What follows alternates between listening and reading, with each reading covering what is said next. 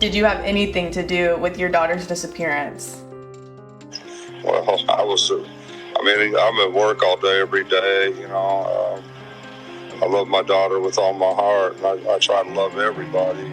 For 4 years, the question has been, where is Summer Wells? But maybe we've been asking the wrong thing. A newly uncovered sequence in Dawn's own words might hold the answer, not because it tells us where she is, but because it reveals where his story breaks.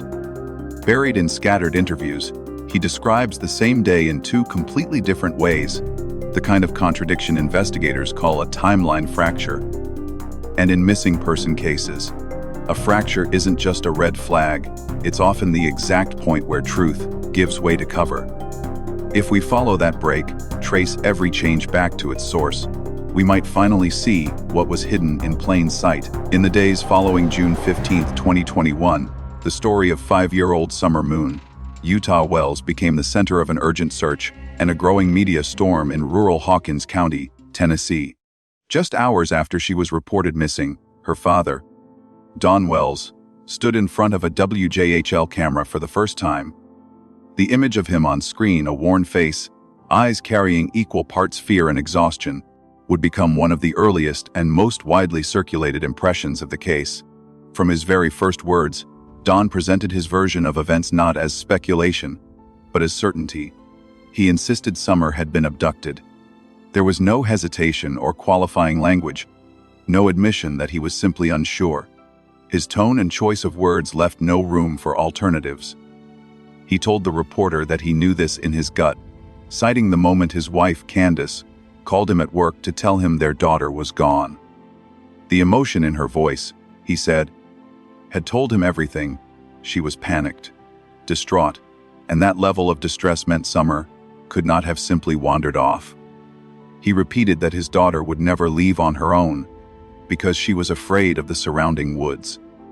To him, the thick forest, the possibility of wild animals, especially bears, and the presence of snakes were enough to keep her close to the house. This point became a pillar in his reasoning. Fear was her natural safeguard, and that safeguard meant that if she was gone, it was because someone had taken her.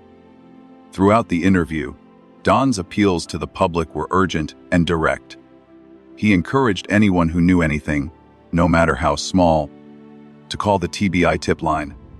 He referenced the phone number, as if repeating it might lodge it in the mind of the one person who could bring her home.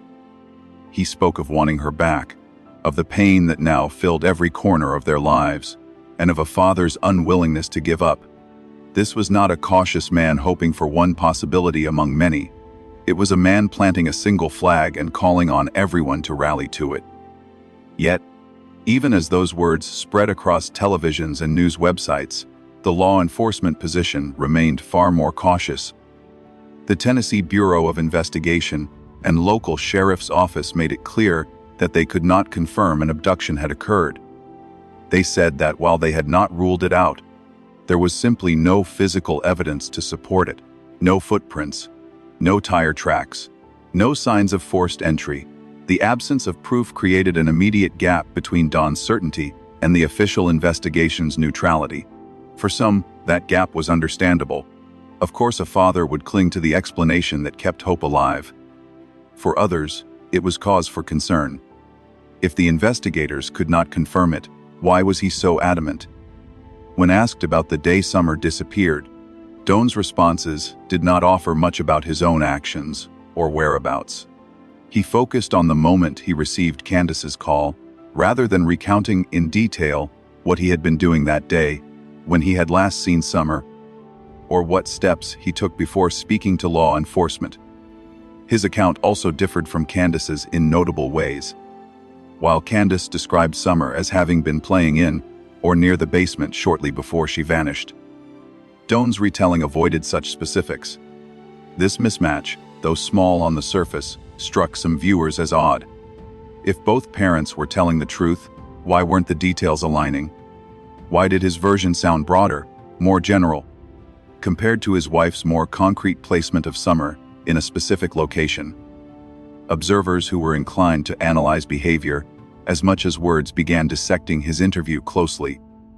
They noticed that he often returned to the subject of his pain and the magnitude of the loss, rather than walking through a clear sequence of events.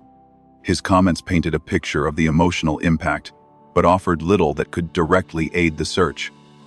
Some saw this as the natural focus of a grieving parent: grief first, facts later. Others saw it as an intentional choice to avoid being pinned down to details that might later be scrutinized or contradicted. His language leaned toward sweeping, emotional statements. "We just want her back. She's been taken out of the area," rather than time stamps, physical descriptions, or references to who else might have been present. Body language enthusiasts noted his shifts in tone, the way his gaze moved, and the tension in his jaw when pressed for information. Supporters read these as signs of stress under unimaginable pressure. Skeptics interpreted them as discomfort with certain topics. The intensity of his emotions was clear.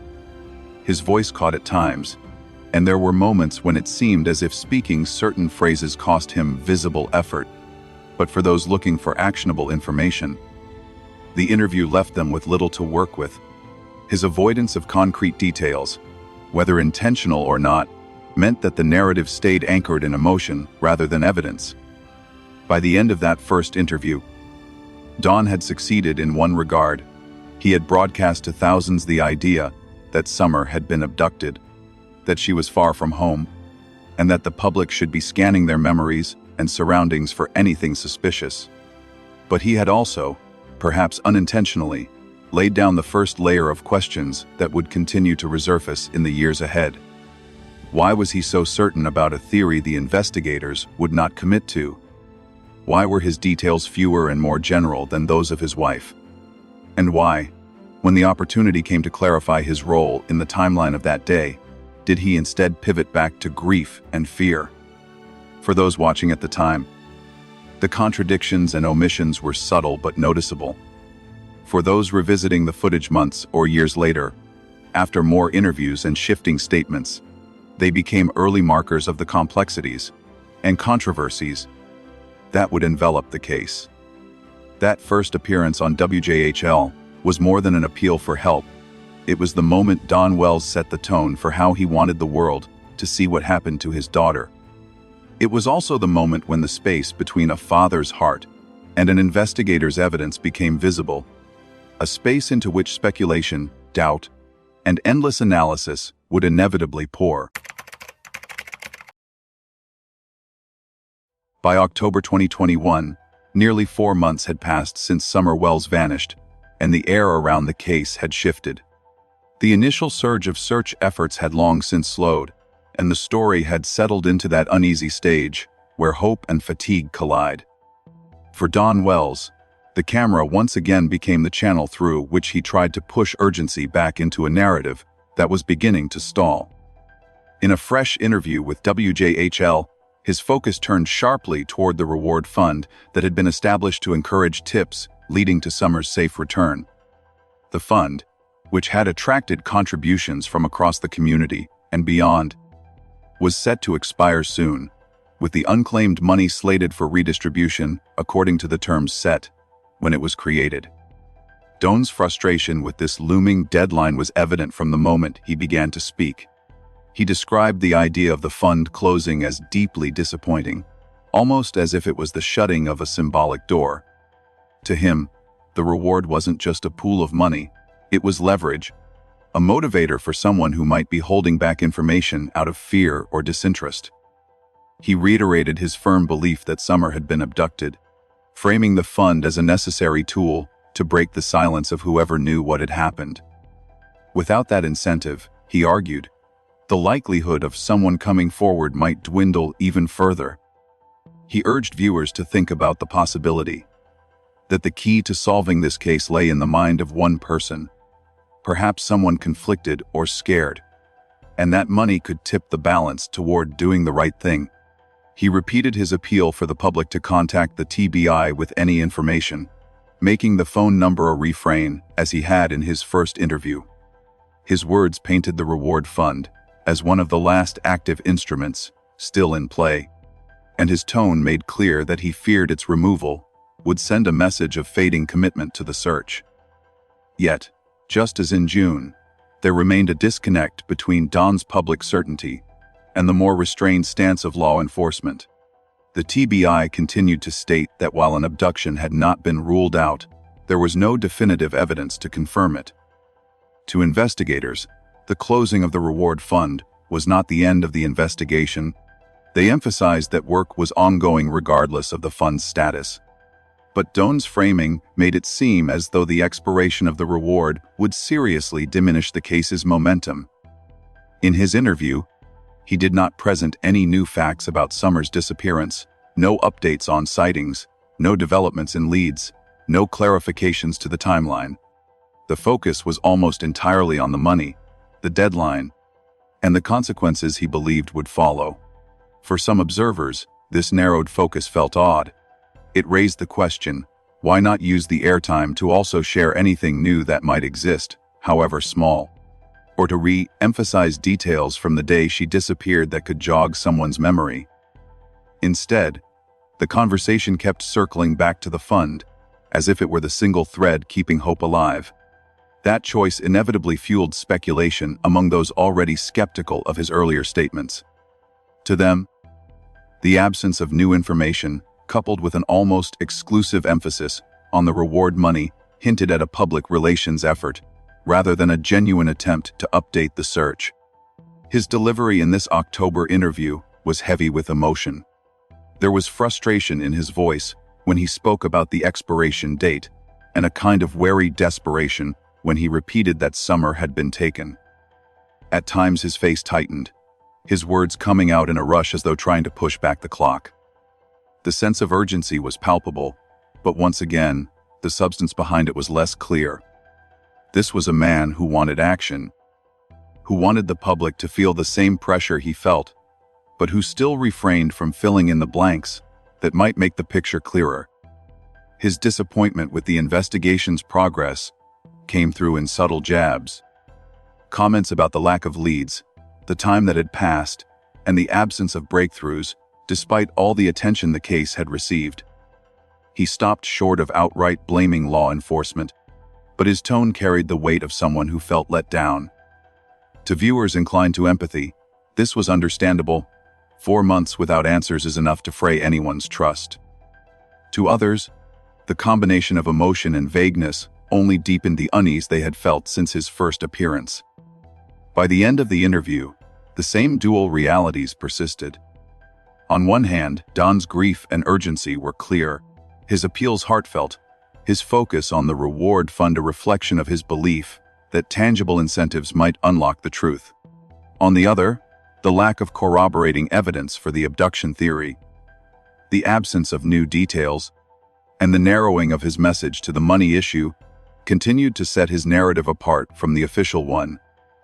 The public was left with the same essential questions they had in June, about certainty, about evidence, and about why the father of a missing child kept returning to a handful of points without expanding on the rest. This October moment, framed by the ticking clock of the reward fund, did not so much move the case forward as it did crystallize the pattern of Doan's public appearances. By November 2021, the Wells case had entered its 5th month without resolution, and the tone of public conversation had shifted yet again, this time under the shadow of a new complication.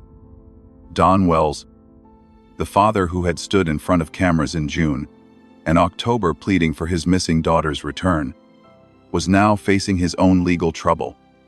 He had been arrested for driving under the influence, a charge that inevitably brought fresh scrutiny to his credibility and behavior. When Don returned to speak with WJHL after his release, he did not avoid the topic. Instead, he began by acknowledging the arrest head-on, calling it a stupid decision, born out of the immense stress he had been under. He apologized to the public, not just for the act itself, but for what it might signal about his character in the middle of an already fragile situation. The apology carried a mixture of contrition and frustration. He wanted people to understand the pressure he was living with, the weight of an unresolved disappearance, compounded by the glare of suspicion, and how that had driven him to make a reckless choice. But even as he addressed his mistake, Don added a strange twist to the narrative. He recounted that he had been threatened by someone, an unnamed individual whose words had caused genuine concern. Yet rather than responding with anger or alerting law enforcement in a formal way, Don said he had met the person for lunch to talk things over. He presented this as an attempt to diffuse tension, to avoid conflict, as if breaking bread with someone who had threatened him was a reasonable path to peace. The detail caught attention, both because of its oddity and because it fit into a growing pattern, Don handling serious matters in ways that seemed unconventional, sometimes even counterintuitive. In the same interview, he returned to his core conviction that Summer had been abducted, raising the familiar question of why, in his view, the family property was being treated with suspicion by outsiders. To him, the attention on their land felt misplaced when the real threat was somewhere else, perhaps far from Beach Creek. He also used the moment to express deep frustration over another loss, their 3 sons, who had been removed from the home by the Department of Children's Services. The absence of the boys, he said, had strained his marriage further and left the household emptier, colder. It was a layered grievance, on one hand, an acknowledgement that the boys were now in state care and therefore, in his words, safe, and on the other, a lament over being separated from his children in the midst of a family crisis. This duality in his statements underscored a recurring tension. He was still promoting the abduction theory without new evidence, while investigators maintained they could not confirm it. He voiced relief that his sons were being looked after by DCS, framing it as a measure of their safety, but almost in the same breath criticized the situation as a painful deprivation and a source of ongoing marital strain. The contradiction did not go unnoticed. To some listeners, it seemed like a father caught between conflicting truths, recognizing the boys' current well-being while resenting the circumstances that had led to their removal. To others, it hinted at a shifting narrative tailored to the moment, emphasizing whichever angle might serve him better in a given context.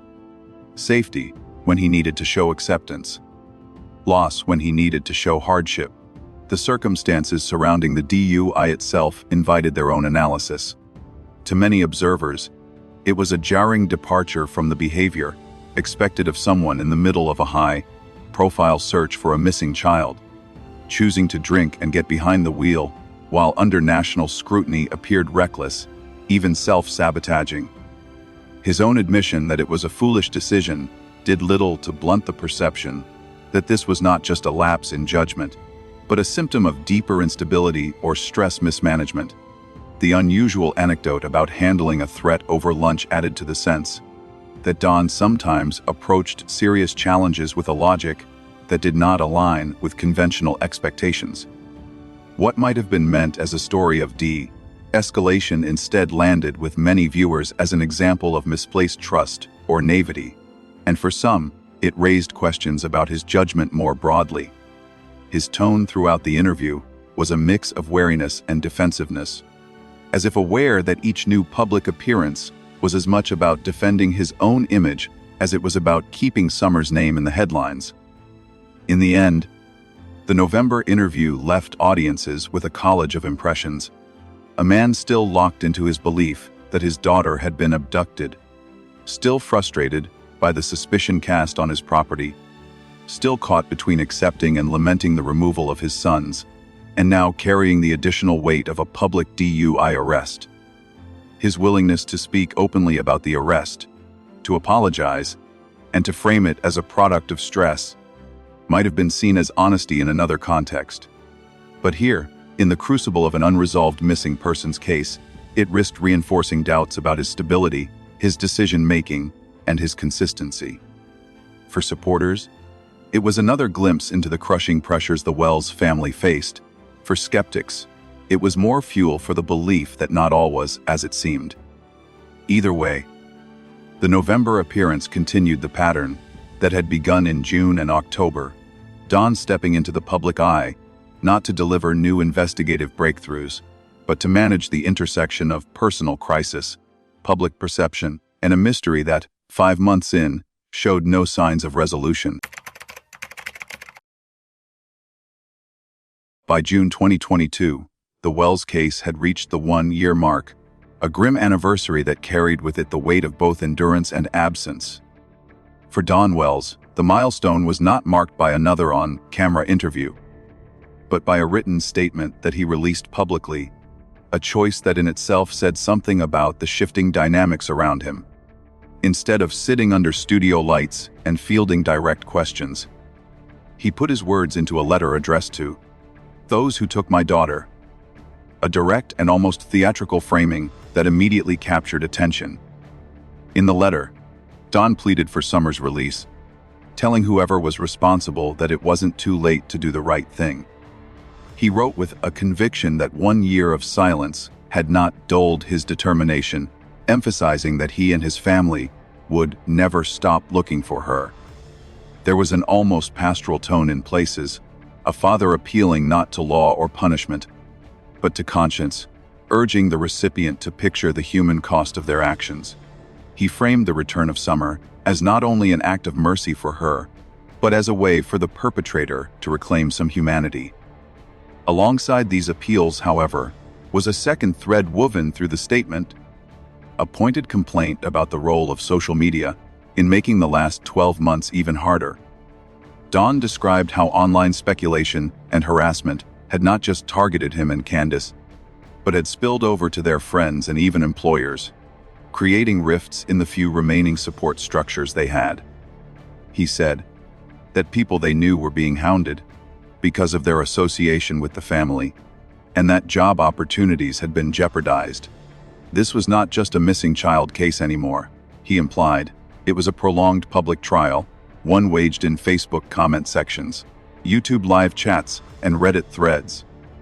But just as in the earlier months, there was a mismatch between Don's unwavering assertion that Summer had been abducted and the careful neutrality of the official investigation. The Tennessee Bureau of Investigation maintained its position. Abduction had not been ruled out, but there was no definitive evidence to support it. 1 year in, the public statements from law enforcement still reflected a frustrating stasis: no suspects named, no charges filed, no publicly confirmed sightings. Don's anniversary letter, for all its emotional appeal, offered nothing new in terms of factual developments. There were no fresh leads cited, no new descriptions of possible suspects, no expanded timeline or corrections to earlier accounts. Instead, it revisited the same core themes he had been voicing since June 2021. Summer is alive, she was taken, we need her back. The addition of his grievances about social media harassment gave the statement a new layer, but not one that advanced the investigation. To those who had been following the case closely, this lack of new detail reinforced a growing sense of déjà vu, the Wells narrative looping through the same points, even as months slipped by without tangible progress. It also raised questions about whether Don's written approach was meant primarily to avoid the real-time scrutiny that live interviews invite. A letter can be carefully crafted, reviewed, and revised to avoid missteps, something his earlier unscripted appearances had not always achieved. The choice to bypass direct interviews in favor of a written message could easily be seen through multiple lenses. From one perspective, it was a pragmatic decision made under intense pressure. Don and Candace had been targets of relentless online criticism, with amateur sleuths dissecting their every facial expression, tone of voice, and turn of phrase. A written statement shielded him from that kind of instant frame-by-frame analysis. From another perspective, it might suggest a retreat, a reluctance to submit to live questioning that could press him on inconsistencies or draw out details he had avoided in the past. His focus on the toxicity of social media made sense, given the reality of the online attacks. But to some observers, it also felt like a diversion from the core issue. After all, the disappearance of Summer remained unsolved, and the anniversary might have been an opportunity to release even the smallest new fact that could help the search. Instead, the letter reinforced the emotional and reputational toll the case had taken on the Wells family. His language was steeped in grievance and loss, not just for his daughter, but for the community ties and economic stability that had eroded over the year. In its own way, the letter was a study in adaptation. Don had learned, painfully, that every word he spoke could be twisted, amplified, or weaponized in the court of public opinion. By putting his message in writing, he controlled not only the words but the delivery, choosing the audience's first and only version of the anniversary message.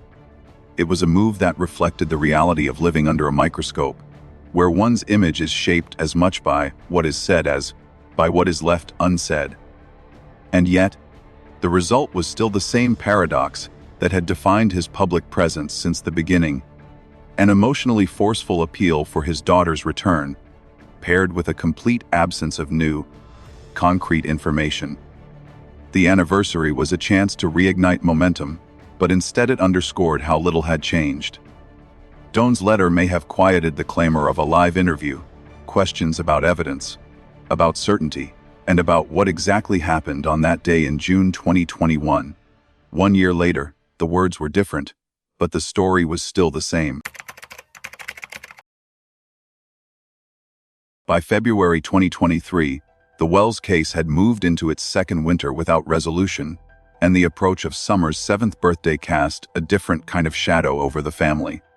In a new interview with WJHL, Don Wells spoke from a place that seemed both familiar and changed.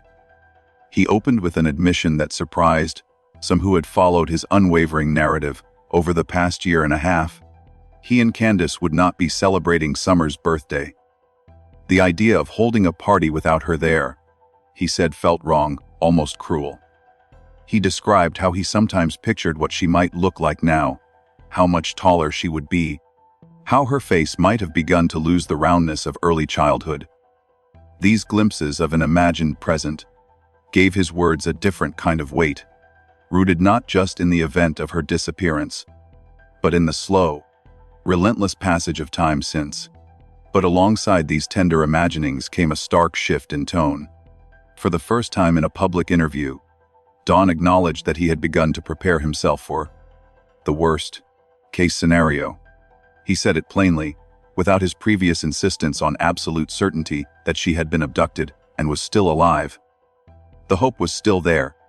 He stressed that he would never entirely give it up, but it now shared space with an acceptance that the outcome might not be the one he had prayed for over hundreds of nights. This subtle but significant change marked a departure from his early interviews, where even entertaining such a possibility was out of the question. In the same conversation, Don turned his focus toward another grievance that had been simmering: his frustration with the Department of Children's Services. In earlier months, he had spoken about the boys' placement in state care with a degree of acceptance, framing it as a measure to keep them safe. Now, his tone was sharper. He accused DCS of blocking his attempts to contact his sons, and of offering no real support to help the family reunite. The separation had become, in his telling, another wound layered on top of the original trauma. He described the emotional strain of knowing his sons were growing up away from him and Candace, missing not only their sister, but the parents who had raised them. Don also shared moments from his time in jail, where he had been serving a sentence connected to his DUI conviction. He said he had spent much of that time reading the Bible, turning to Scripture for strength and guidance. This detail, offered without embellishment, gave the interview a more introspective quality. It painted a picture of a man wrestling not only with the external pressures of an unresolved case and a fractured family, but with the internal work of sustaining faith under duress. He also spoke about Candace's health, saying she had been struggling physically in ways that worried him. Her well-being, already strained by grief and public scrutiny, now seemed further compromised, another source of worry he carried daily. The most striking tension in this interview was between Don's evolving acceptance of the worst-case scenario and his earlier stance of 100% certainty in an abduction. For those who had followed every appearance, the contrast was impossible to miss.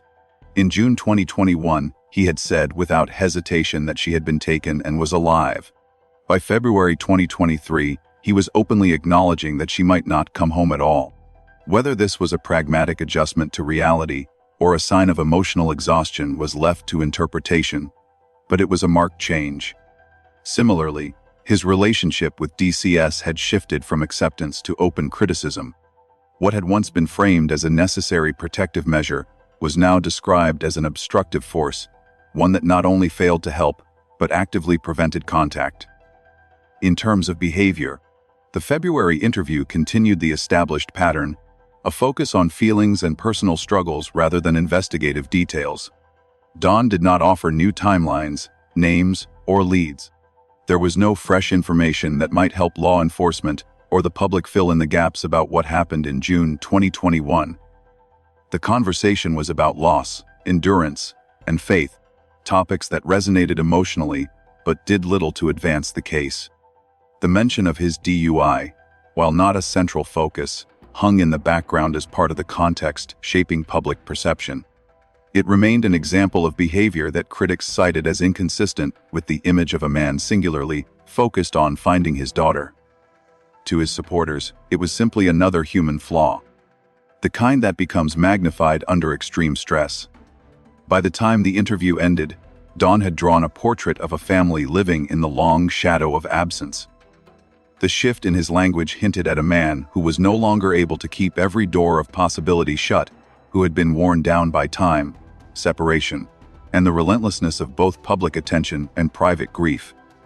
It was a portrait that, for some, inspired sympathy, a father speaking honestly about the pain of preparing for an outcome no parent wants to face, while still keeping a candle of hope lit. For others, it was another step in a pattern of shifting narratives, where the absolutes of yesterday gave way to more flexible positions when the months dragged on without resolution. Either way, the February 2023 interview stood out as a moment when Dawn's voice carried not just the urgency of a search, but the wary cadence of someone who had been living in uncertainty for far too long. By June 2025, 4 years had passed since Summer Wells vanished, and the sense of elapsed time hung heavy over everything Don Wells said. In his most recent interview with WJHL, his words carried a tone that was less urgent plea and more wary confession. He described the past 4 years as too long, a span of time so extended that the pain had become a constant background noise in his life, never easing, never changing, simply existing as part of the air he breathed. He didn't speak with the sharp, almost defiant certainty of 2021. Instead, there was a resignation in his voice, as if acknowledging that this chapter of their lives had no foreseeable end. He admitted that he no longer communicated directly with law enforcement about the case. Instead, he had shifted his trust to a private investigator, someone he believed could navigate the search more effectively without the weight of bureaucracy. This, he suggested, was part of a broader change in strategy, one born out of frustration with official channels and their perceived lack of results. He also spoke about the personal toll this drawn-out absence had taken on his family, particularly Candace. According to Dawn, the relentless speculation and accusations circulating on social media had left her plagued by nightmares. He said people online had labeled them suspects over and over again, feeding a cycle of stress and paranoia that had invaded even their most private moments. For him, this wasn't just a missing child case anymore. It was a public crucifixion, one where rumor carried as much weight as evidence. He revisited another sore point, his ongoing battle with the Department of Children's Services. The agency, he said, still blocked him from contacting his sons and refused to share updates on their lives. His words were edged with anger here, anger at what he saw as an unjust, punitive system that had not only taken his daughter, but had also severed his ties to the rest of his children. This combination of personal grievance, media hostility, and institutional distrust formed the core of his narrative in 2025. Yet within that narrative was a subtle but notable shift. Unlike his earlier appearances, where the abduction theory was repeated like a mantra, here it was not the central pillar. He mentioned it less, leaving it almost in the background, as though the years had eroded the urgency of insisting on that single explanation. His focus had turned outward, toward criticizing the systems and platforms he felt had failed them. In 2021 and 2022, he had called on law enforcement and the public to act. In 2025, he was putting his faith in a private investigator and cutting direct ties with official channels. This transition, from publicly endorsing the authorities' role to relying on someone outside the system, was as much a commentary on his frustration as it was on his strategy. Likewise, his view of DCS had undergone a full reversal. In the early days, he had accepted their involvement as a protective measure for the boys. Now, they were a faceless adversary, an institution to be criticized for obstruction and lack of transparency. His behavior in this interview reflected these shifts. Candace declined to appear alongside him, an absence that spoke volumes in itself. Whether it was due to personal choice, emotional exhaustion, or strategic avoidance, her refusal to participate left Dawn as the sole voice of the household, carrying the weight of both their perspectives. And yet, despite the years of accumulated experience, his public statements still avoided offering new, concrete details about the disappearance. There were no updates, no hints of progress from the private investigator, no insight into potential leads. The conversation revolved around feelings, fatigue, anger, disappointment, rather than actionable facts. His manner was calmer than in the past, perhaps tempered by time, but it was also marked by a kind of disengagement from the active search, at least in public-facing terms. For supporters, the interview painted the picture of a man ground down by years of grief, battling not only the mystery of his daughter's disappearance, but also the corrosive effects of living under suspicion. For skeptics, it raised questions about why, after 4 years, his public statements still offered nothing tangible to aid in finding her. The reliance on a private investigator could be seen as a practical pivot or as a retreat from scrutiny. The reduction in emphasis on abduction could be viewed as maturity or as a quiet step away from an earlier certainty. Either way, the Don Wells of June 2025 was not the same man who had faced cameras in June 2021. The defiance had given way to wariness, the appeals to the public replaced with criticisms of systems and a reliance on private help, and the narrative had shifted from an urgent hunt to a long, bitter endurance. In this way, the 4-year interview was less a renewal of the search and more a status report from someone who had learned how to live with an open wound. Over the course of 4 years and multiple interviews, a distinct pattern emerged in the way Don Wells spoke about the disappearance of his daughter. In the earliest days, his tone was absolute, almost unyielding. He was certain Summer had been abducted. That conviction colored every word, and he repeated it as if repetition could harden it into fact. The abduction theory was not just one possible explanation in his mind, it was the only explanation worth entertaining. But as the months turned into years, that unwavering certainty began to fray. In the February 2023 interview, he admitted for the first time that he had considered the worst-case scenario. By June 2025, the abduction claim was no longer the centerpiece of his public statements. Instead, the focus had shifted toward other themes: the personal toll of the loss, the relentless scrutiny and hostility from social media, and the deepening rift between his family and the Department of Children's Services. Across interviews, whether in moments of defiance or resignation, Don repeatedly emphasized his pain, his frustration, and his distrust of the systems around him. What he did not emphasize were new developments in the case. Even when given platforms that could have been used to release information or refresh the public's memory about key details, his statements looped back to emotional appeals and grievances. It was as if the narrative had crystallized early on and remained largely fixed, with each interview adding layers of feeling rather than new facts. When comparing Don's public accounts to those of his wife, Candace, another pattern emerged. In the rare instances where she spoke to the media, Candace's version of events on the day Summer disappeared tended to be more specific. She described where Summer had been, playing in or near the basement, offering a concrete image of her last known activities. Dawn's accounts, by contrast, were often less anchored to specific moments or locations. He spoke more about the call he received from Candace, her tone of voice, and his interpretation of what that meant, rather than giving his own step-by-step of the day's events. Over time, Candace appeared less and less in the public eye, avoiding interviews altogether by 2025. Dawn, on the other hand, continued to act as the family's spokesperson. This dynamic meant that his words, general in nature, focused on emotion, became the dominant version of the Wells family narrative. Without Candace's occasional, more detailed contributions, the public was left with Dawn's broader, less precise retellings. The absence of her voice also made his stand out more starkly, inviting comparisons that sometimes reflected poorly on him.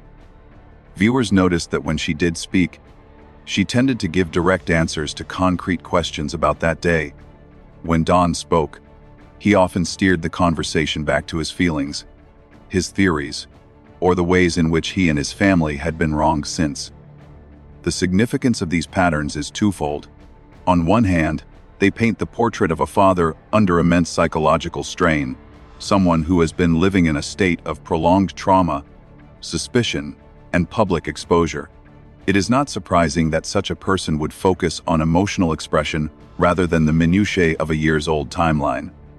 His repeated themes, pain, harassment, institutional conflict, are consistent with the lived reality of someone navigating both personal loss and public hostility.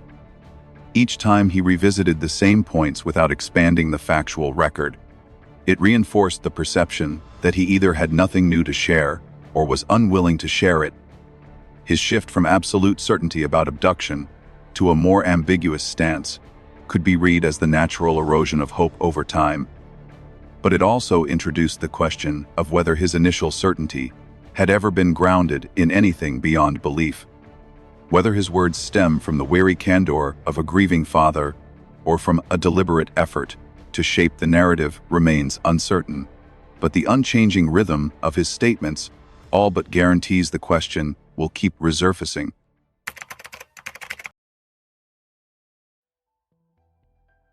Over the past few months, scrolling through Facebook groups, Reddit threads, and YouTube comment sections about the Summer Wells case has been like stepping into a constant audit of Dawn's words.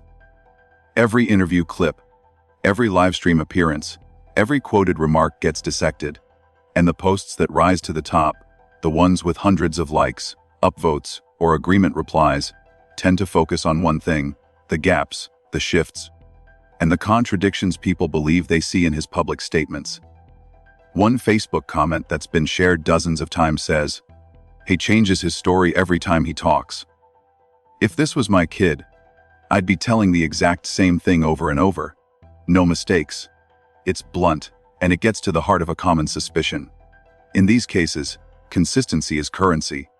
And for some observers, Dawn's narrative seems to change in ways that feel less like human error and more like rewriting."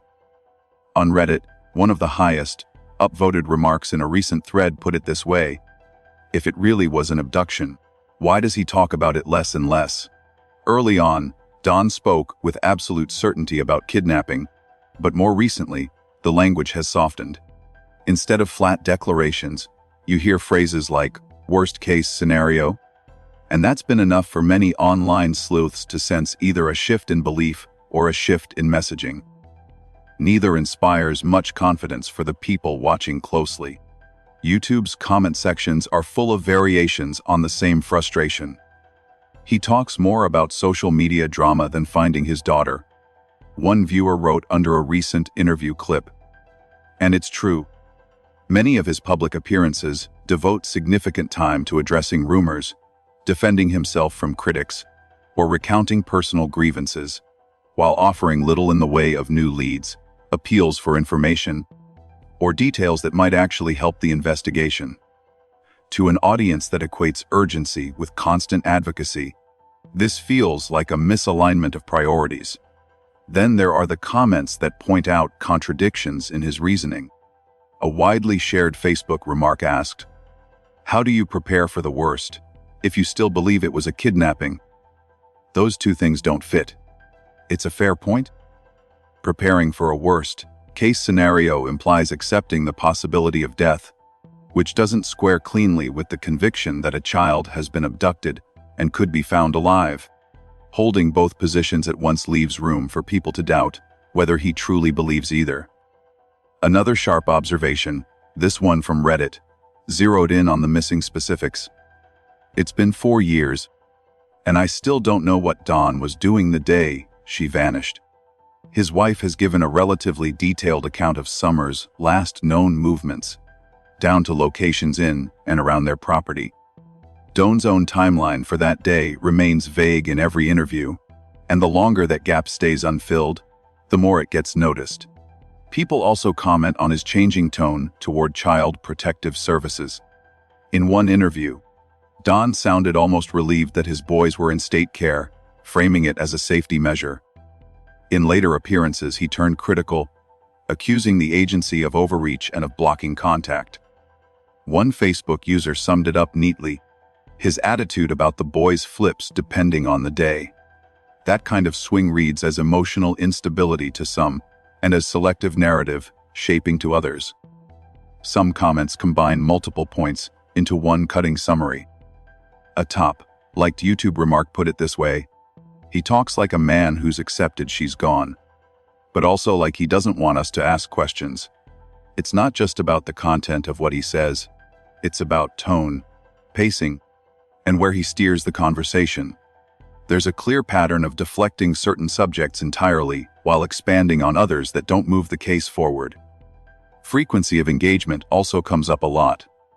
As one Reddit user wrote, "When someone's truly desperate, they call the police every week, they hold press conferences, they keep her face in the news. Dawn doesn't do that anymore." And that observation feeds into the larger idea that his public drive to find Summer has faded over time. For a public already primed to measure urgency by visibility, that decline reads as withdrawal. Local voices weigh in too. From a community news page, a resident commented, "I've lived here my whole life. People here don't forget. But with Dawn, it's like he wants us to." It's a sharp statement that speaks to optics. The perception that the family, rather than keeping the case alive in public view, might be stepping back and letting it fade. The conversation doesn't stop there. On TikTok, short clips of his interviews are often reposted with captions like, "Notice how he dodges this question," or "Listen to what he doesn't say." Those bite-sized breakdowns rack up hundreds of thousands of views, and even if the edits are selective, they amplify the perception of avoidance. Once an idea like that takes hold, it's difficult to undo. Even people trying to give him the benefit of the doubt often end up reinforcing the same points. A Facebook commenter wrote, "I think he's just tired and beaten down. But if that's true, he should let someone else speak for the family." The implication being, whether or not his choices are intentional, they're hurting the public's perception, and by extension, possibly the case itself.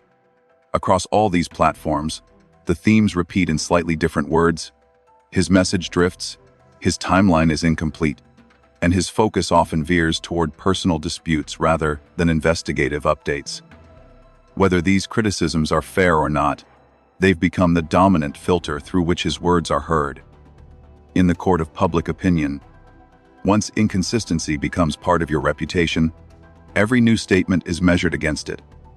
For Dawn, that means even if he said something entirely consistent tomorrow, it would still be scrutinized for what might be missing, and that's the reality of cases like this. The investigation may still be ongoing, but the online narrative runs on its own track, fed by every interview snippet and social media post.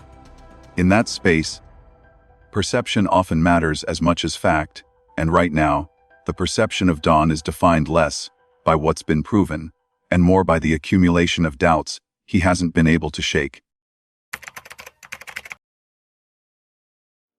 When you strip away the noise, there are really only a few plausible explanations for why Dawn talks and acts the way he does, and none of them are flattering.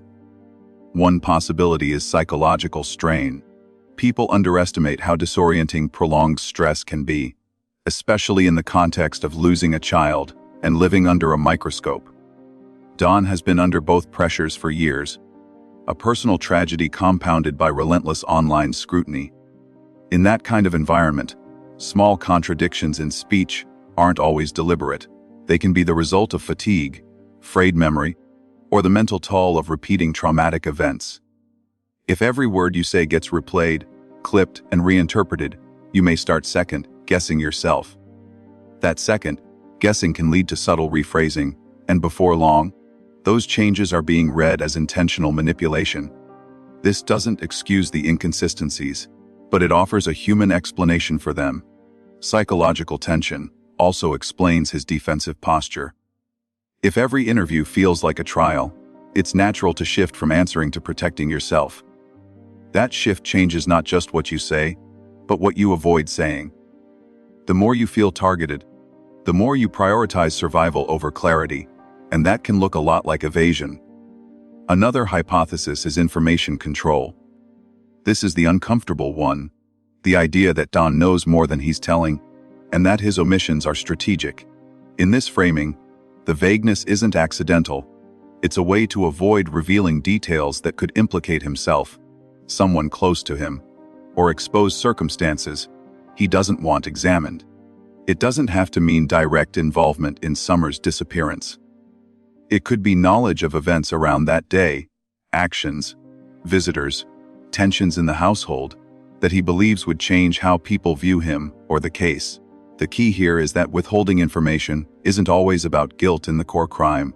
It can be about self-protection from collateral damage, public shame, or unrelated legal trouble. Still, when timelines are incomplete and narratives shift, that gap becomes a breeding ground for suspicion.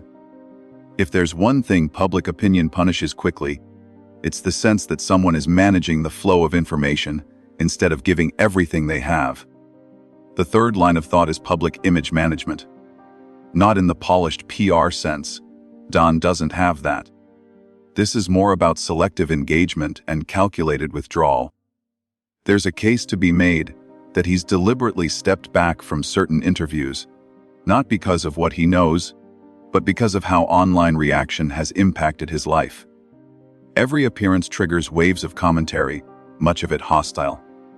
Under that kind of pressure, someone might decide it's better to speak less, limit topics, and avoid platforms where their words will be twisted or attacked.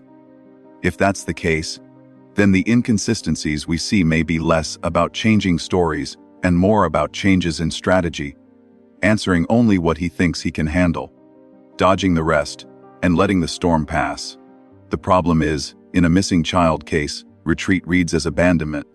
Silence may protect you from personal stress, but it leaves a vacuum, and the internet always fills a vacuum with speculation. What makes these hypotheses tricky is that they're not mutually exclusive. It's entirely possible Don is experiencing extreme psychological stress, consciously holding back certain information, and managing his appearances for survival, all at the same time. If that's true, then every public statement is a balancing act between self-preservation and public obligation, a balance he's not managing well. Now, looking at the case through a legal lens, there's still no verified evidence that ties Don directly to Summer's disappearance. No charges, no forensic link, no confirmed witness account placing him in a compromising position. In that sense, the most important standard, proof, hasn't been met. But in the court of public opinion, proof isn't the benchmark. Consistency is. And by that measure, Don is failing. The contradictions, the missing timeline, the shifting tone, all of it accumulates into a profile that feels unstable, even if it's not criminal. The danger for him is that perception can harden into presumed guilt, and once that happens, even a perfectly consistent future statement won't shift the narrative. Every new word will be filtered through the existing belief that he's hiding something. And the longer the core questions remain unanswered, where exactly he was during the crucial window, why his tone has shifted from certainty to ambiguity, why his public advocacy has waned, the more entrenched that belief will become. So in the end, these hypotheses are less about proving guilt and more about explaining the persistent mistrust. Whether the cause is psychological strain, conscious omission, or a deliberate pullback from the spotlight, the effect is the same: a widening gap between Don and the public that once might have believed him. And in a case where visibility matters, where keeping Summer's name alive is half the battle, that gap could be doing more damage than any single inconsistency ever could. Looking back at every interview, every live stream, every quick comment caught on video, one thing becomes obvious. In a crisis, especially one involving a missing child, the way you communicate can either build trust or destroy it. When the stakes are this high, clarity isn't optional. It's the foundation. If you leave gaps, people will fill them with their own theories. If your story drifts, they'll assume the truth is shifting too. The hard truth is, when you're under public suspicion, it's not enough to simply say you're innocent. You have to show it through consistent, detailed, repeatable information. Every timeline should match the last. Every description should be as specific as possible. If you were somewhere, say exactly where. If you saw something, describe it in a way that leaves no room for doubt. The absence of detail doesn't just leave the police guessing, it leaves the public doubting. And once that doubt sets in, it doesn't go away easily.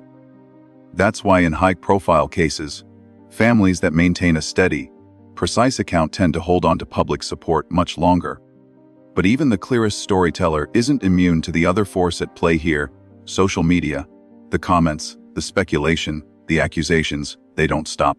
In fact, they multiply. For families already in shock, it's like being trapped in a second crisis layered over the first. The cruelty can be relentless, the assumptions brutal. It's easy to say, ignore it. But in reality, it's impossible to avoid. People read it. Friends see it. Neighbors whisper about it. That constant barrage can twist your priorities, pushing you to defend yourself instead of focusing on the search. It can make every appearance feel like a trap, every question like an ambush. And while the internet can be a powerful tool for spreading a missing child's name, it can also become a psychological weapon against the very people who need strength the most. That's why in situations like this, families need real support, not just from law enforcement, but from victim advocacy groups, crisis counselors, and media advisors who can help them navigate the noise without losing focus. Of course, the public scrutiny doesn't just expose what you say, it exposes how you live. In Don's case, moments of poor judgment, like the DUI arrest during a critical stage of the investigation, only amplified suspicion. Actions taken in those months mattered just as much as words spoken. When a family is under the microscope, every mistake becomes a headline. That's why, in a personal crisis that's already high profile, discipline matters. It means controlling impulses, avoiding behavior that can be weaponized against you, and remembering that perception often shapes reality in the eyes of the public. It's not about faking perfection. It's about removing unnecessary distractions, so the focus stays where it belongs, on finding the missing person. Poor decisions don't just hurt your legal standing, they erode the credibility you need if you want the public's help. And that brings us to the final, and maybe most important, point: action. In a missing child case, the public can be a lifeline. One phone call, one tip, one photo can change everything. That's why it's essential to keep the line between the case and the community open. People need to be reminded, again and again, that they can contribute. They need the number, the email, the name of the agency that's taking tips, and they need to hear it not once, but repeatedly, in every interview, every post, every public statement. The call to action can't just be an afterthought, it has to be front and center.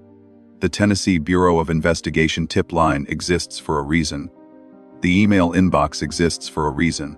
Every time those details are shared, you increase the chance that someone, somewhere, will remember a small detail they thought was unimportant and finally speak up. And if that detail helps find Summer, or at least uncover what happened, then all the noise, all the frustration, all the criticism will have been worth enduring. The lesson here isn't just about Dawn. It's about what any family can take from this. In the worst moment of your life, you'll be judged not only for what you do, but for how you do it. That's unfair, but it's reality.